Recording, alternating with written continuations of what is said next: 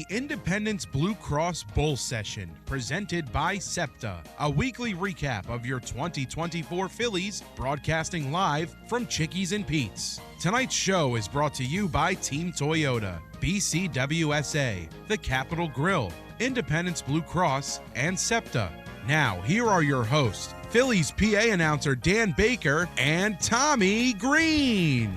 These changes, John Brazer is filling in for Dan Baker. That's very good right there. Thank you very much.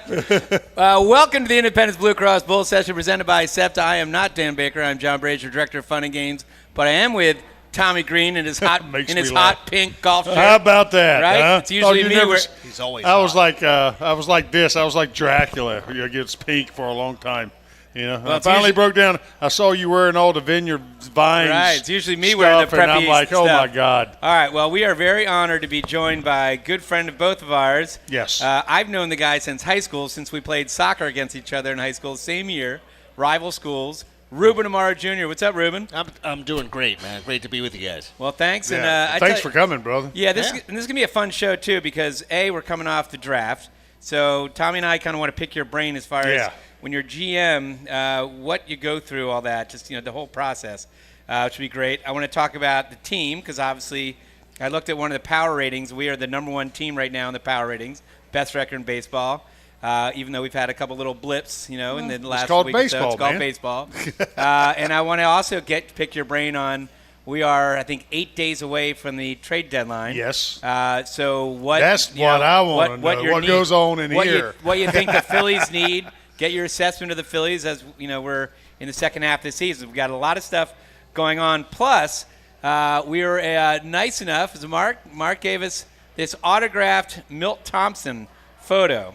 That someone's going to win. I don't know if anybody knows, but I do a podcast with Tom Burgoyne called Backstage Burgoyne and Brazer. Best friend of the Fanatic. I interviewed both these guys. We interviewed Milt Thompson, and I've known Milt for many years. I did not know that when Milt was growing up, he was a second baseman, and his favorite player was Jackie Robinson. I think his uncle and his grandfather, played in the Negro Leagues, and he loved Jackie Robinson. And his dad said, you're going to have to change second base. He's like 8 years old. He was a natural left-hander. Right, he's left-handed. So his dad said, you're going to have to change positions. He said, why? He said, you're left-handed. You can't play left-hand. There's no left-handed second baseman. So what would most normal people do?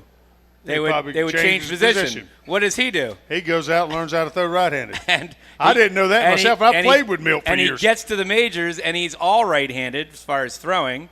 But when he was a hitting coach, I also found this out, that he would go left-handed, right, when they wanted to see a lefty pitcher at batting practice. Did you know that, Ruben? Yeah, so we have a lot of things in common because I did the exact same thing. I was originally left-handed across the board, and my brother was right-handed. My dad was right-handed and wanted to be a shortstop. Huh. And I taught myself how to throw right-handed.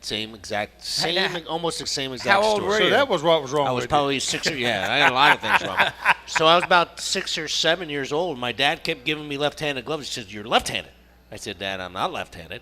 So I would catch the ball with my right-handed glove, take my glove off, and throw it back left-handed. You Jim Abbott. Until I was like, the hell with it, I'm going to start throwing right-handed. And I taught myself how to throw right-handed like my brother. So as Shaq, I think it was either Shaq or Charles Shackelford who said, you're amphibious. I am amphibious and ambiguous.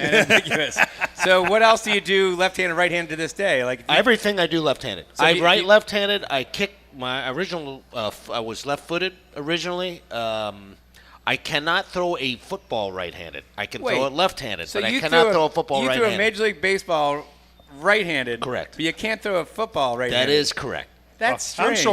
I'm sort of screwed up like that too. I'm right-handed. Dominant eyes left. I shoot pool left-handed. Shoot a gun left-handed. Kick left-footed. Well, you're a little odd. You knew I was messed up. Yeah. So. All right. So the question is, we're going to get into Ruben's career, but I tried to find a question that you guys can't Google out there. We're here at Chickies and Pete's at Parks. So the question is, in 1995, Ruben was on the Cleveland Indians, and it was a fantastic. If you look at that roster, oh my God, it's Oral Hershiser, all kinds of great players that you forgot played for the Indians. But they made the World Series that year. And Ruben bumped a superstar, Hall of Famer, from the Indians World Series roster. If somebody can come up here and tell me then who the Hall of Famer that he bumped off the roster to make the 1995 World Series team, they get this autographed Milt Thompson picture right there. So we'll wait on that. No, you're not eligible, and Mark's not eligible. Nobody's eligible. All right, so Ruben, state of the team. We are we had a couple games since the All-Star break. Yeah. What's your assessment so far? Coming into the season, did you obviously we had a chip on the shoulder, but did you see that they would have as big of a chip on the shoulder? What were your thinking in spring training? Well, I knew it was one of the things, and one of the biggest goals was to get a much better start of the season because they were playing catch-up pretty much all year last couple of years. They got up to slow starts. And I know that was something that was important to them, but the reality of it was that they didn't really get off to as far as spring training was concerned, they did not play enough, and they did not pitch enough to really be ready on all cylinders. And I was a little surprised by that. Some of it was because of injury, and some of it was because guys just could not get on the field, and they just didn't have a lot of at-bats. And so I think the numbers that you saw, especially with the guys in the bullpen, they really started off awfully slowly. And but they righted the ship very quickly, and they picked it up. The offense really kicked it in, and they haven't really taken their foot off the pedal. It's been an amazing first few months of the season, and I was really surprised, not totally surprised, but a little surprised by the advancement of two guys, Ranger Suarez and Christopher Sanchez. Yep. I was getting ready to say that. Those two guys have made such a major impact and advancement. One of the guys who was actually healthy for a change was Ranger Suarez out of spring training. So he's accumulated a lot more innings and was more prepared this spring than he's ever been. No visa troubles. Yeah, he didn't have any visa issues, didn't have any he was healthy. Baseball class. No baseball class. He was healthy. Didn't have to deal with that kind of stuff. But the other guys had baseball classic stuff. They didn't get on the field. It was JT, it was Turner, and I think it was Schwarber. Schwarber. Those guys didn't really get the at-bats you typically get to get ready for the season. So they kind of slow starts for those guys. But that said, they righted the ship, and the starting pitching has just been, to me, the story's been the starting pitching. Those top four guys in the rotation have just been phenomenal. Well, they're the best. He hit it right on the head right there. That was the question, or the answer I was saying. I was just solely impressed coming out on all cylinders, the starting staff, what they did coming up, because it comes down, Ralph, if you're pitching, it gives you a chance to do some things early. Well, and they were. And you said Sanchez. Sanchez, when he took over, I guess we were looking for solutions last year, and a lot of guys we tried for that fifth spot were not doing well, and we had to toy with it. And then Sanchez comes up, and a guy that, he's pitched before in the organization. I guess we got him from Tampa, right? Yeah, he came over and traded for Curtis Mead. And right. Curtis Mead became a pretty good prospect right away for Tampa. Offensive player. Right, but once he started, I think it was late June last year. Once he got in that rotation, he was from the whole year. But then to expect him to do it again this year is pretty remarkable. Well, so I you don't see this happen a lot, and that's why you love to see it. He realized he had a real opportunity to seize, and you got to give him a lot of credit. He's a kid that came up when he first got to the big leagues with the Phillies, and he was really just a thrower, and he had a great arm. And I think that's what they were banking on when they first traded for him. You just never know when those guys can get it. But he had no idea where he was throwing the baseball. Right. He didn't really have a whole lot of command. But he worked very hard when he was down in the minor leagues of sort of dialing back his velocity and dialing up his command. Yeah. And so when he sees the opportunity, when Bailey basically faltered in the rotation, and he took over for him. I mean, he hasn't stopped progressing, and he wants to get better every day. I've gotten a chance to know him a little bit and talk to him, and it's just a great story because the kid is super respectful. He's super dedicated to what he's doing, and he wants to be the best player he could possibly be. And the fact that he's stepped forward in this way and become sort of a command guy with a great changeup, and he really only throws 3 pitches. Yeah. And in this day and age, most starting pitchers are throwing 4 and 5 pitches. Right. Sinker, cutters, slurve, sweeper, all that crap. And so I just feel like You command. he's command able to those command. 3. He's commanding 3 pitches, and he's pitching, and he's really developed. And now, since he's gained his confidence, now his velocity has jumped. Right. Yeah. He started to really believe in his ability to repeat his delivery, and so now his velocity and his confidence is higher. Now he's letting it loose. Now he's throwing 94 to 96 miles an hour again. Yeah. With command, which is pretty extraordinary. Now, who do you think has helped him just by? I mean, to me, I'm gonna give you my thought. By he pitches his day, but he watches the other best in the business pitch the other's day. Who's he remind you of that staff?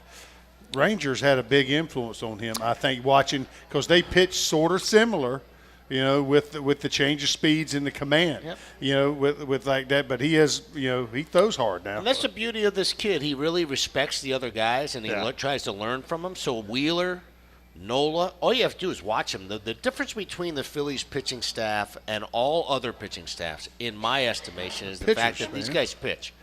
They don't try to blow people away. They try to pitch. They try to use all the quadrants of the strike zone. They don't try to necessarily strike people out. They can go for strikeouts when they have to. It's good to have that. But they really have a great ability to be able to actually pitch and to pitch efficiently, and that's why they're racking up more innings than everybody in baseball, and that's the reason why you have a pretty fresh bullpen that's going to become more and more important as you get through the season. They sort of remind you of an old school staff, well, a little bit. I was thinking the Braves, back when the Maddox and the Smoltz and the Glavine were every day someone's putting up numbers, and then the next guy's feeling competitive.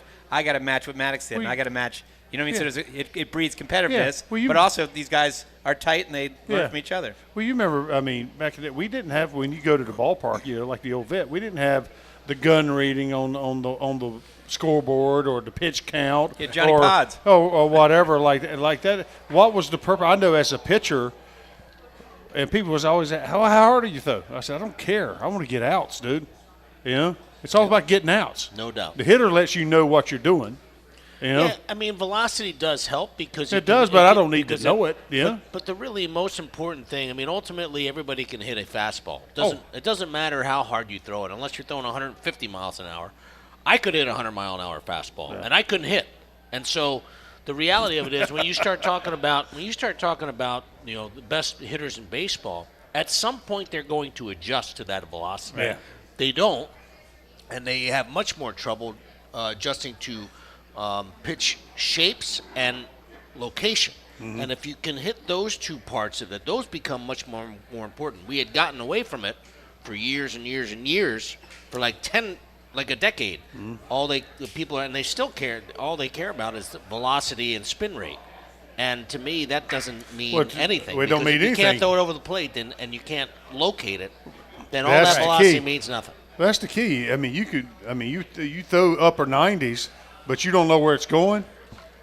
What's the use of it? Now, that's what makes it good. You got a guy that throws like that, has that velocity, but has command with it. He can. That's 4 different pitches he's got right there, and then he starts hitting with an off-speed pitch. Let's look out for. It turns a decent hitter into. Yeah, he's in trouble. He's in trouble. So Jose Alvarado is a perfect example. Jose has had streaks and has been a phenomenal pitcher at times. I mean, dominantly good. But it's not necessarily because of his velocity. It's because of where he was locating his fastball and his cutter. Yeah. Those 2 pitches, he was basically using the inside glove side part of the plate with tremendous consistency. And he was able to, and hitters couldn't distinguish between whether that was going to be a fastball or a cutter coming in. Yeah. And it was just too difficult for them to be able to react to. Yeah. Right now, he's going through a little bit of a spell of not being able to command that fastball right now. And he looks like he's throwing it. Just throwing. Right. And he's still throwing 99 miles an hour. Is that mechanics or is that mental? I think there's probably a little bit of both going on because once you start to lose your mechanics, you try to do a little bit too much, and then you try to, and then if you're not having success, then you back off a little bit. It's probably a little bit of a combination, and Tommy can talk to you about that process a little bit more than I could. But I There's think a it's a fine little line when combination. A little combination, I think. But I think he's one of those guys that he needs a lot of work. If he continues to work, he'll get back into his mechanics. Well, it doesn't take. We were talking about with somebody the other night. For somebody like him, you're a reliever. He pitches tonight. He's got to forget about everything what happened tonight. I He pitch tomorrow. I like that Rob picked him yesterday. Yeah. He Well, got him right It back doesn't- on the horse. It doesn't take but one good outing. Right. If he has that one good outing, what he feels, there it is. There's that feeling, and then he starts repeating better. And it's that little bit of confidence that means all the difference in the world, man. Sure does. All right. All difference in the world. We're going to go to break. When we come back from the break, Ruben, I want to get your take on Suarez. Rangers hit a little bit of a rough patch, little dead arm period possibly, but he's pitching tonight and want to get your thoughts on that. You're listening to the Bull Session, sponsored by Independence Blue Cross, presented by SEPTA. Hi, it's Pete from Chicky and Pete's. The summer of shellfish is back with all your favorites, including our sensational seafood boil, sticky lobster tails, chilled crab tacos, seasonal herb mussels, seafood pasta, and more. Full menu at chickiesandpete's.com. Plus, don't miss our incredible buy one, get one snow crab legs every Tuesday and Wednesday. It's summer of shellfish only at Chickies and Pete's. At Independence Blue Cross, we take care of the people who take care of you. Everyday heroes like firefighters, police officers, teachers, farmers, and healthcare workers. Doctors and hospitals across the region have IBX, and they know what it means to have reliable access to care. So whether you're saving lives or just trying to live a healthier life, count on IBX, the region's #1 health insurer for 85 years. Learn more at IBX.com. Bringing in top talent is as easy as 1, 2, Key. SEPTA Key Advantage is a unique and valuable transit benefit program that gives your employees all-day, everyday access to the entire SEPTA system. That means your staff can get into the office, over to a meeting, and out for the night, seamlessly and affordably, all thanks to you.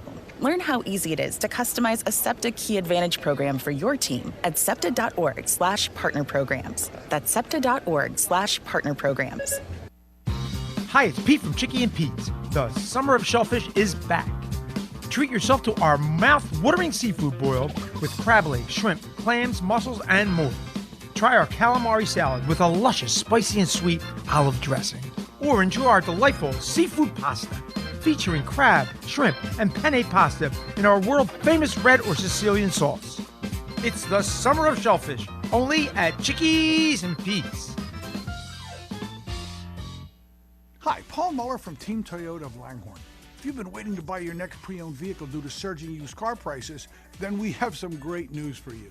With over 45 used cars under $20,000, we have something for every budget. Plus, with our MVP pricing guarantee, warranty forever, and free maintenance for 1 year, you can rest assured that you're getting a reliable used car at a great price. Visit us in Langhorne on Route 1 or shop online at teamlanghorne.com.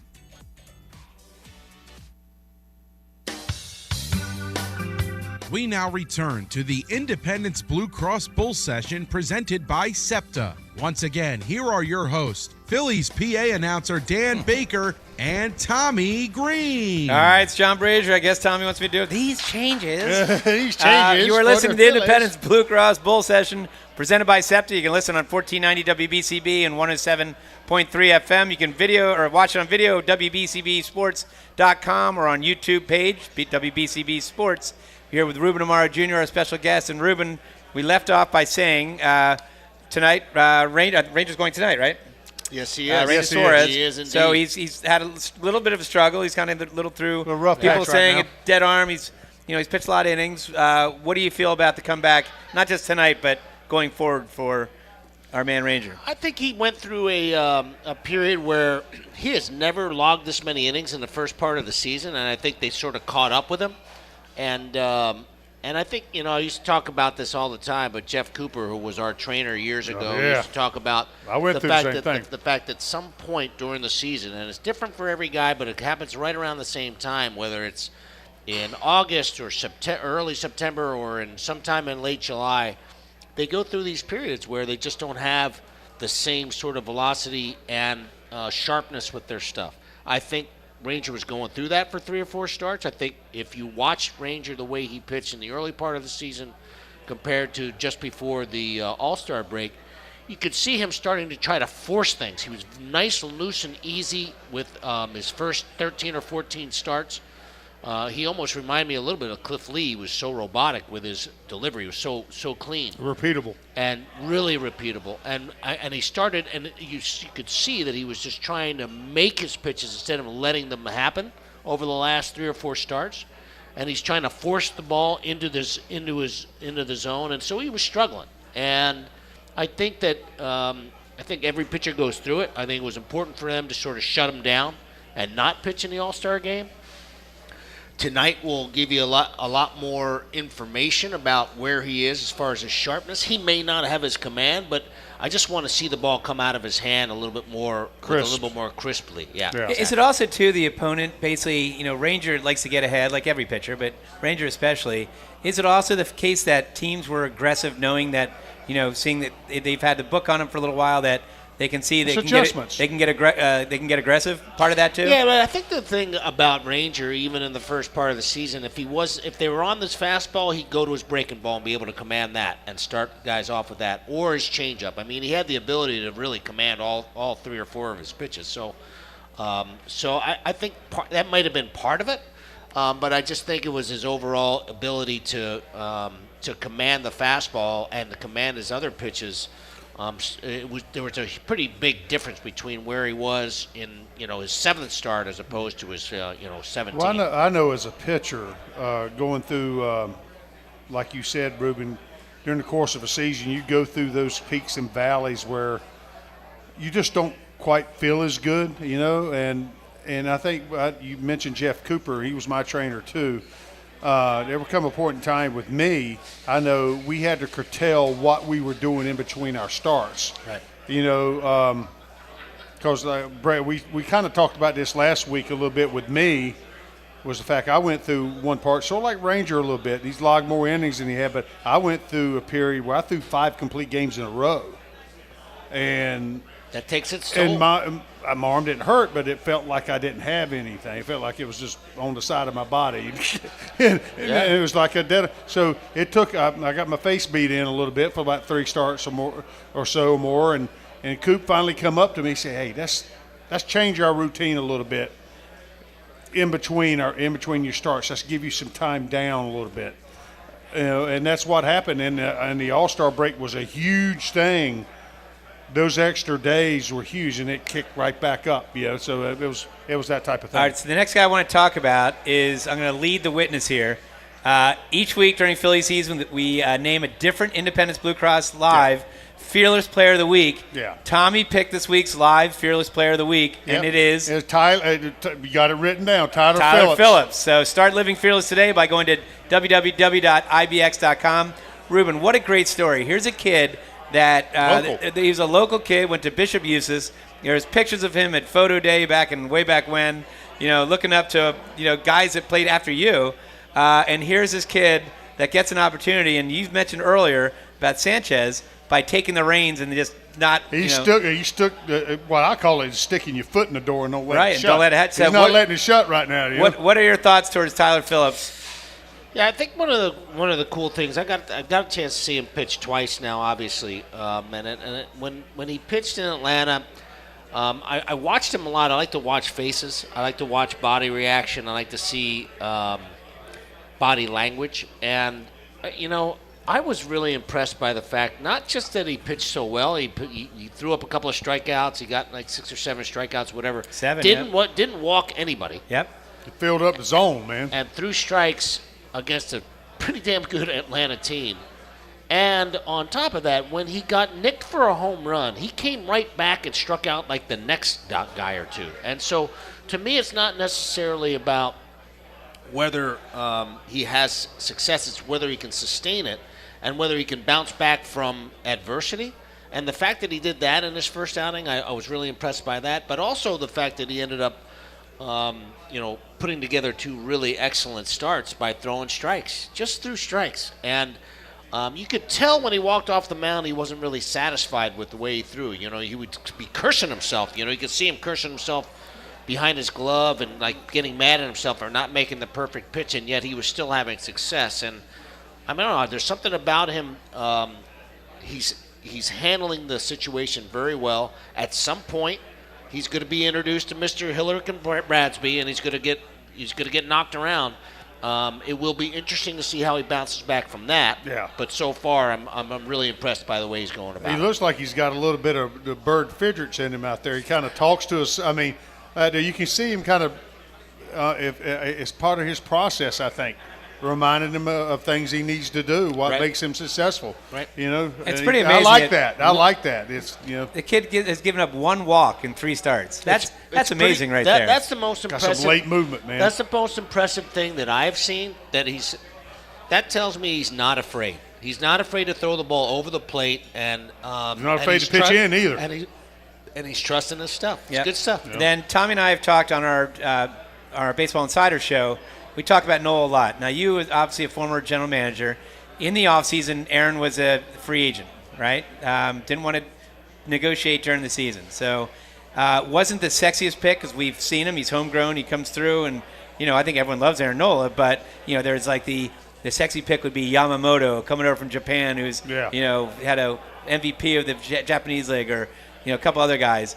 But we signed him to not a whole lot of, fanfare. But tell you what, I think everybody that knows baseball, or at least, are very happy because you can't get a better, free agent acquisition than Aaron Nola. I think one of the we got Zach Wheeler. One of the things I think the expectation was so high on Nola when he first got picked that he was going to be a number 1 starter. We picked him because we knew that he'd be a fast mover, that he'd be in the big leagues. We really needed some starting pitching. All of our guys are basically done or traded or going to be traded, and so it was important for us to try to get somebody who could at least throw in the rotation. We did not, by any means. I didn't project him as a number 2 or number 1 starter.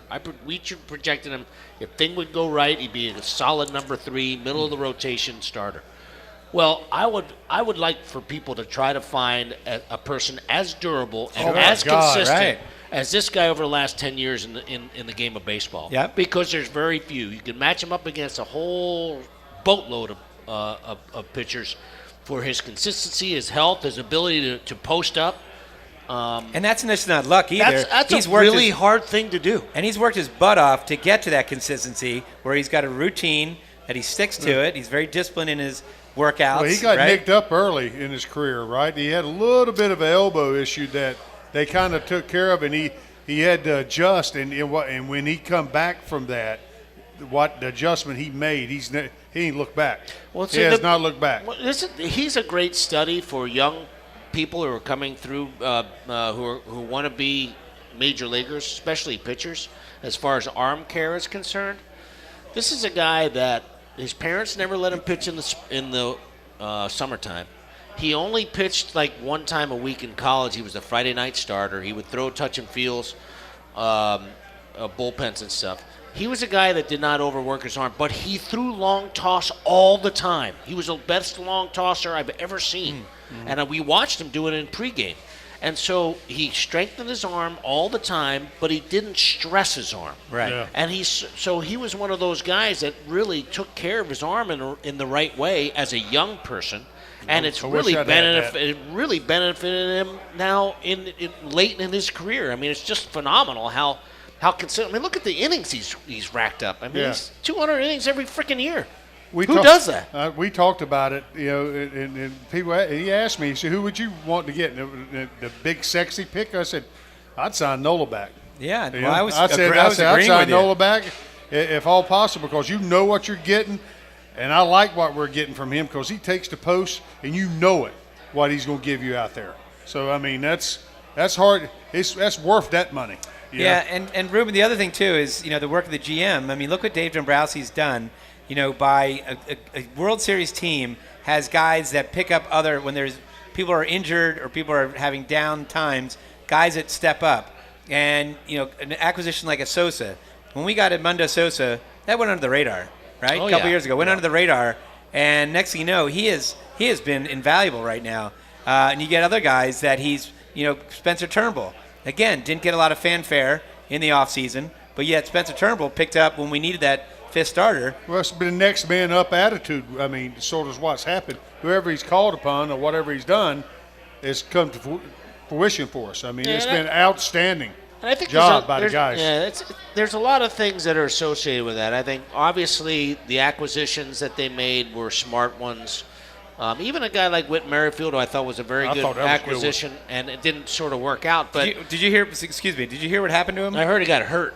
Yes, already. He signs. The Braves already have enough injury issues with all Strider and everybody, and literally he just got signed today by the Braves in an infield practice before tonight's game.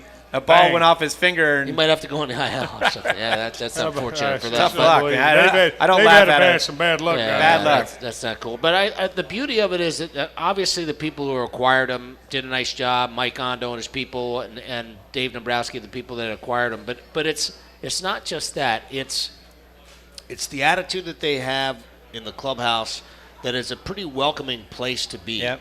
And every person either expects them to be a good player and an important part of the player, and that then in turn, that player feels the confidence from not just the players but also the staff, because Topper does an unbelievable job. He'll throw you right in there and give you an opportunity, and if you don't do the job like he did with Alvarado, you throw him right back out there and let him gain his confidence again. And I think that's the beauty of what Rob Thompson does, and that creates a really, really great culture, and it also, it also allows for guys like Cody Clemens to come in when guys are down, or Weston Wilson is doing a great job already, and even for a minute, David Dahl came up with a couple of big, think about how times in 1994. Right? Back in 93. Yep. Think about it was almost the opposite. You basically, if you're a young player, Kevin Stocker or whatever, you were basically to be seen, not heard. Shut up right? and keep your eyes open. And it wasn't exactly,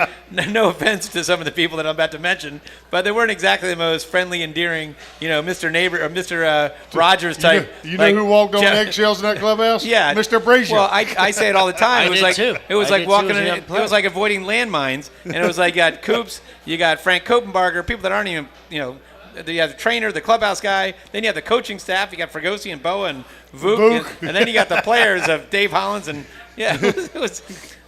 so, all right. When we come back, by the way, Steve from Ben Sam was a winner.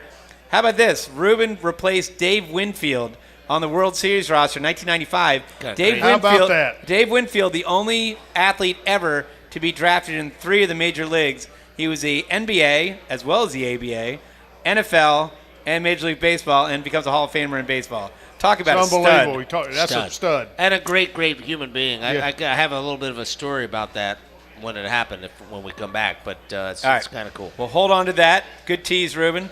You're listening to Independence Blue Cross Bull Session, presented by SEPTA. We'll talk the Dave Winfield story, and now, again, 8 days away from the trade deadline, we're going to get Ruben's take on what the Phillies should do as we are nearing the end of July.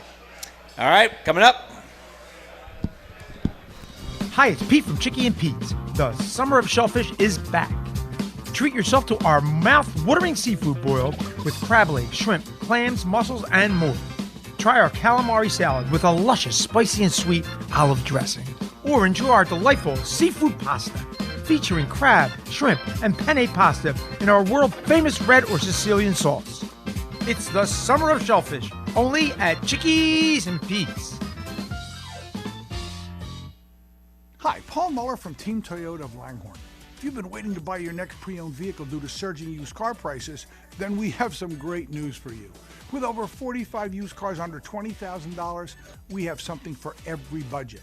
Plus, with our MVP pricing guarantee, warranty forever, and free maintenance for 1 year, you can rest assured that you're getting a reliable used car at a great price. Visit us in Langhorne on Route 1 or shop online at teamlanghorne.com. At Independence Blue Cross, we take care of the people who take care of you. Everyday heroes like firefighters, police officers, teachers, farmers, and healthcare workers. Doctors and hospitals across the region have IBX, and they know what it means to have reliable access to care. So whether you're saving lives or just trying to live a healthier life, count on IBX, the region's #1 health insurer for 85 years. Learn more at IBX.com. I SEPTA Philly. I SEPTA Philly. I SEPTA Philly. I take SEPTA so I never miss tip-off. I do not have time to deal with traffic. I don't have a car. Do you know how expensive parking is? I take the Broad Street line to all the games. I ride the bus. I ride the train and the subway. I set my lineup when I ride. I check Twitter, text my buddies. I watch sports highlights or lowlights. For real Philly fans, SEPTA is the hometown way to go. Ride with us at iseptaphilly.com. Hi, it's Pete from Chicky and Pete's. The summer of shellfish is back. Indulge in our sweet and spicy sticky lobster tails with cilantro and lime. Enjoy Chicky and Pete's chilled crab tacos bursting with snowy white lump crab meat. Treat yourself to our mouth-watering seafood boil with crab legs, shrimp, clams, mussels, and more. Or dive into our tasty seasonal herb mussels, prepared to perfection in our delicious zesty broth. It's the summer of shellfish, only at Chickies and Pete's. We now return to the Independence Blue Cross Bull Session presented by SEPTA. Once again, here are your hosts, Phillies PA announcer Dan Baker and Tommy Greene. All right, we are back to the Independence Blue Cross Bull Session presented by SEPTA. I'm John Brazer, joined by Tommy Greene, our guest Ruben Amaro Jr., Chris Irmer on the board as well, and Sean Jordan of Syracuse University. All right, Ruben, let's hear the Dave Winfield story. Yes. So, Dave, so I was obviously on the roster of the 95 team. That team was unbelievable. We had Albert Bell was our left fielder, Kenny Lofton at center, Omar Vizquel short, Jim Tomey at third. It's a pretty good Manny team right Manny Ramirez in right. We had the best offensive team I've ever played with. And you had Oral Hershiser, right? Eddie Murray. 100 wins and 44 losses. It was a strike-shortened year, lockout-shortened year. They had 100 wins, 144. Wow. Anyway, so Winnie was on that team, and when they came down with the decision, I was like embarrassed. Like, what? The reason why I ended up making the rosters, one, because I was switch hitting. I could do some things in the field. I could play all three outfield positions. I was a little bit more versatile than Winnie. Obviously, Winnie was, at that point, it was towards the end of his career. And I was sort of embarrassed that I was like the guy that was sort of replacing him. And I remember him coming up to me right after the announcement. He said, "Ruben, you and I, our relationship is never going to change. We're always going to be buds. I'm upset that I'm not on this team, but I'm happy for you." And that was one of the most classy guys. Oh, my God. And I had played with Winnie, believe it or not, I had played with Winnie in California. I played with him in California with the California Angels, so I had known him. But for him to have done that and to have addressed it with me like he did, it was just fantastic. Yeah. And I think about it all the time. How big was he? He is a monster of a man. I mean, obviously, Aaron Judge is the biggest person I've ever seen on a baseball field. It's just as far as his overall stature. I mean, you see other guys like Ellie De La Cruz, who's really tall and lean. The other kid from the Reds, or the other kid from the Padres or Pirates we just saw, O'Neill Cruz, also specimens. But the biggest human being I've ever seen is Judge. Well, Winnie, to me, looked just like Aaron Judge. I mean, that's how big he was. I mean, he's just a monster of a man and a super, super wonderful human being. Sometimes it's just not fair when someone has too many abilities, right? Yeah. I mean, Dave Winfield. He's sort of like you, Brazier. Well, no, I'm thinking we had that Riley Green, the country star, came down 3 weeks ago. He performed after the game, right? He's this really good-looking guy. Yeah. He's put together. He's ripped. There's a picture of him and Bryce Harper, who came out to watch him take BP, and Bryce Harper looks tiny compared to Riley Green. And then he performs. He's like selling out stadiums at country artists. Like, come on, man! Can you leave one of the talents to other people, to us mere mortals? Right? You were begging for some of the talent. Some of the talent. All right, Ruben, put on your GM hat. We are, I think it's July 30th, right? It's a 7 or 8 days, I guess. Yep, July 30th trade deadline.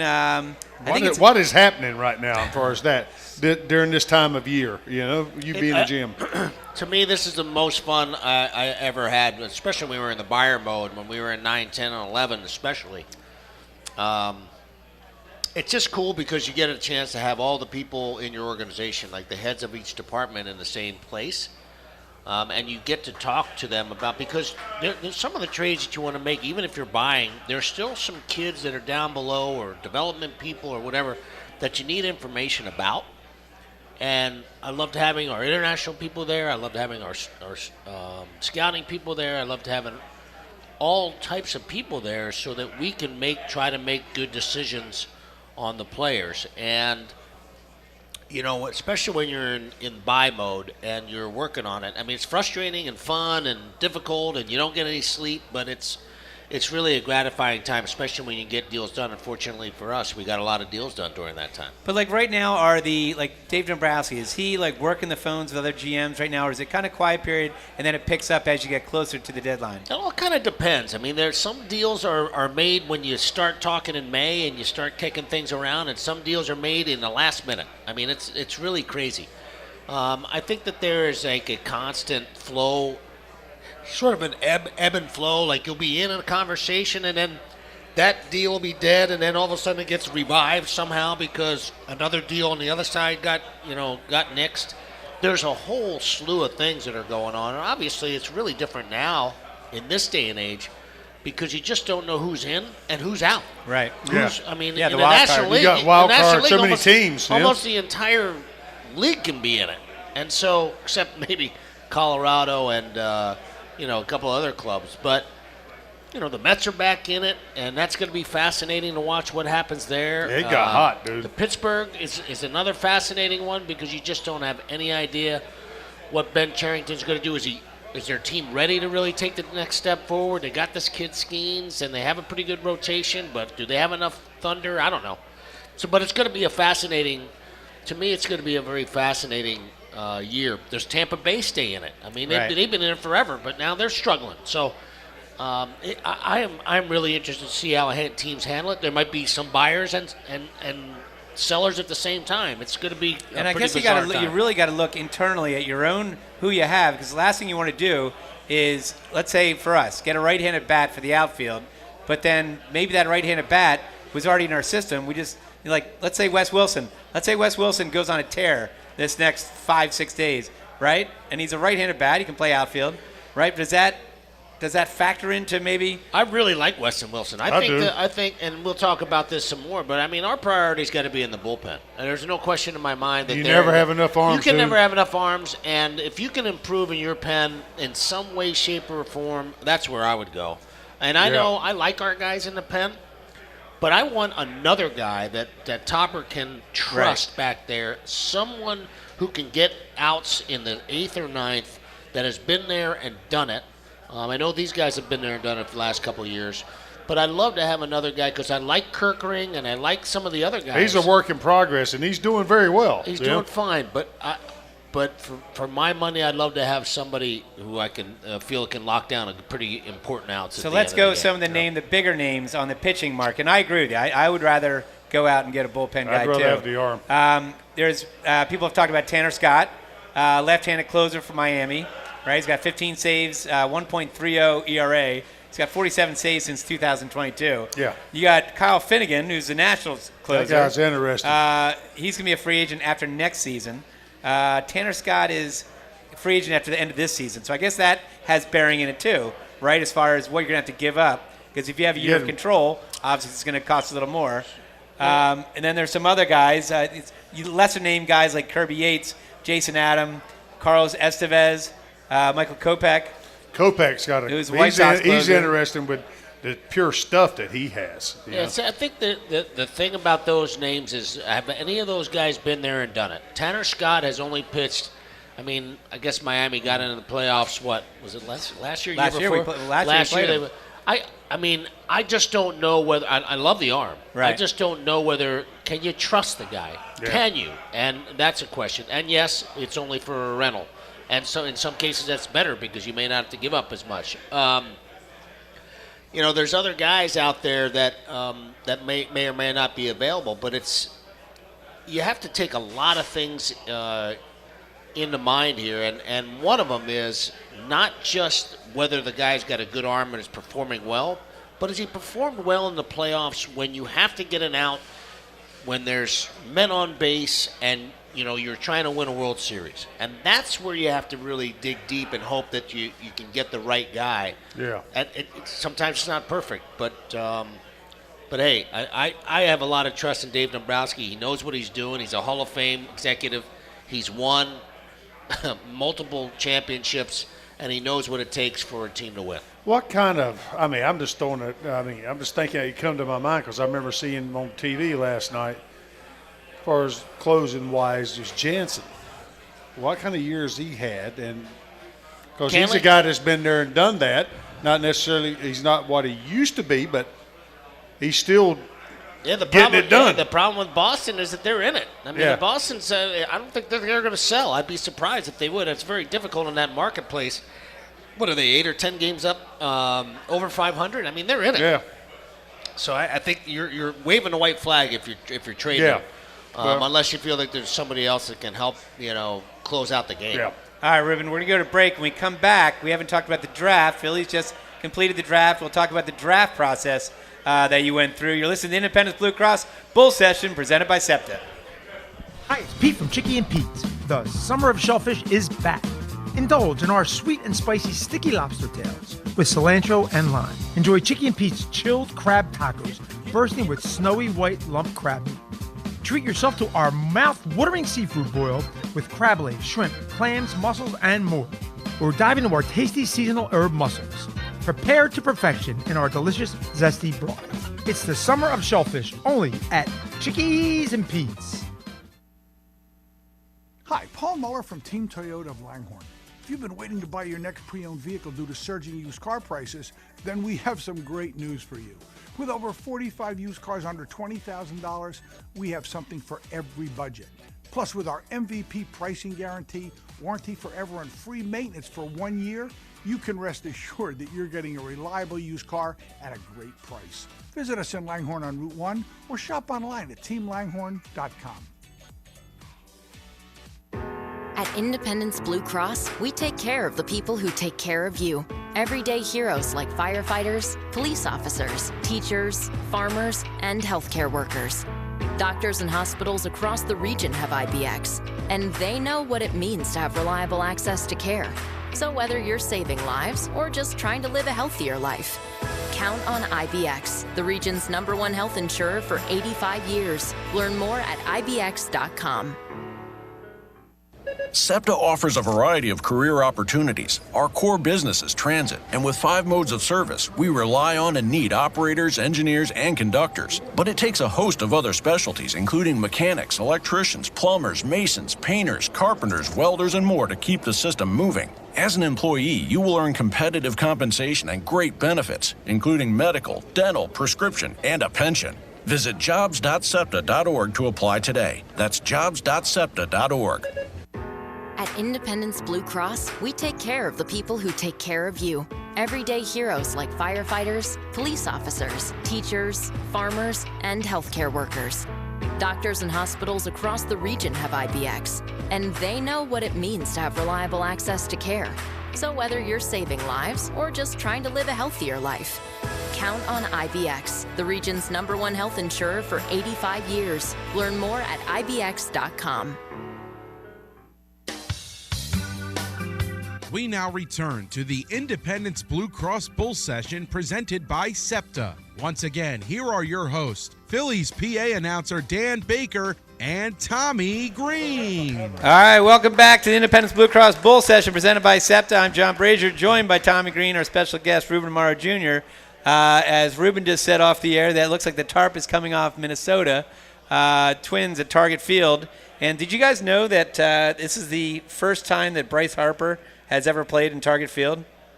It's the first time. Really? Yep. Really? First time he's ever played there. Yeah. So obviously he played in the National Great League. ballpark. But he Beautiful, just kept beautiful Oh, ballpark. it's beautiful. When they opened it up, Great location downtown like They that. actually had the owners' meetings, the owners and GMs there just before they opened it up, and we had it in Minnesota, and we got a chance to tour it before they opened up their ballpark that very next year. What a spectacular place. Great place. All right, so we talked about your GM perspective from the trade deadline, but how about your GM perspective during the draft?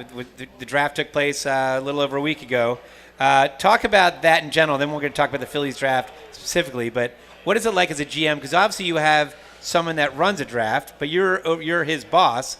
So what is it like from your perspective as a GM? As I always believed in autonomy in their particular areas. So if somebody was the head of that department, I'd like to let them do their jobs.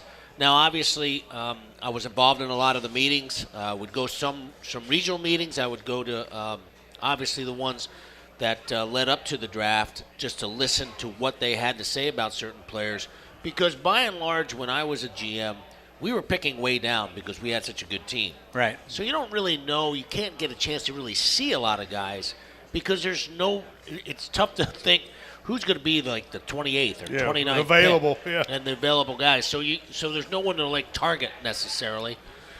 But when we started to falter some, and we started to get opportunities to pick, a little higher, I got a chance to go see some players, and I would have an opinion about it, and they would ask me about them. But I try not to interject too much because I didn't want my weight of being the GM have too much impact on the decisions that they wanted to make. So I, by and large, let our guys do it, whether it was Marty Walliver or it was Johnny Alvarez. I mean, I would much rather have those guys make those decisions because they're the guys out there watching players from the time that they were, 2 or 3 years before the draft even came around for these guys. And now during the draft, there's certain things you have to take into consideration. Is every slot, you have a slot basically where you have draft amount of money that can be the maximum amount that can go towards that round or pick. Yeah, things have changed pretty dramatically. Yes. I mean, you obviously can get penalized and you can pay over those amounts, certain amount, but then you stand to lose, draft picks if you, violate that on multiple occasions. There's all types of different rules that are set into place as far as the slotting is concerned, and then they've now uncoupled like the free agency part of this. So, there's no the only compensation really is when you have one of your free agents sign, then there's compensation picks. You don't lose your picks. So yeah, and you actually get and if one of your young guys comes up quickly, then you also get an add bonus pick. Yeah, and if you give them an opportunity to be in the big leagues and allow, I guess if they surpass their rookie status or something like that, there's another pick to be had, and I think there's an incentive to try to get guys who are major league ready to the big leagues. Now, I don't particularly like that because I think guys are coming into the big leagues too freaking fast. Right. Yeah. And I don't think that they are learning how to play baseball. I think they're very talented, but I think there's a lot of guys that just need time. Some guys just need time. Well, I think each organization needs to bear down on what is it that they want? Do they want a Major League Baseball player? Or do they want a Major League Baseball athlete? Right. Because that's what you're getting right now. You're getting guys who don't really understand the game of baseball and don't really know how to win.